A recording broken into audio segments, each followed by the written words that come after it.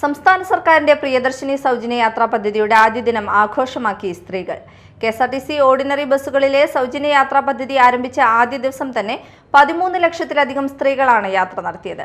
മുൻ തിങ്കളാഴ്ചയെ അപേക്ഷിച്ച് സ്ത്രീ യാത്രക്കാരുടെ എണ്ണത്തിൽ ഇരട്ടിയോളം വർധനയാണ് രേഖപ്പെടുത്തിയത്. സംസ്ഥാന സർക്കാർ നടപ്പാക്കിയ പ്രിയദർശിനി സൗജന്യ യാത്രാ പദ്ധതിക്ക് ആദ്യ ദിനം തന്നെ വൻ ജനപങ്കാളിത്തം. പദ്ധതിയുടെ ഉദ്ഘാടന ദിവസമായ ഇന്നലെ കെഎസ്ആർടിസി ഓർഡിനറി ബസ്സുകളിൽ 13 ലക്ഷത്തിലധികം സ്ത്രീകളാണ് സൗജന്യ യാത്ര പ്രയോജനപ്പെടുത്തിയത്. കഴിഞ്ഞ തിങ്കളാഴ്ച 7,34,693 സ്ത്രീകളാണ് കെഎസ്ആർടിസി ബസ്സുകളിൽ യാത്ര ചെയ്തിരുന്നത്.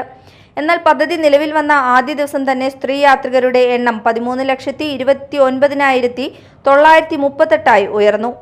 5,95,245 സ്ത്രീകൾ അധികമായി കെഎസ്ആർടിസി ഓർഡിനറി ബസ്സുകളിൽ യാത്ര ചെയ്തതായാണ് കണക്ക്.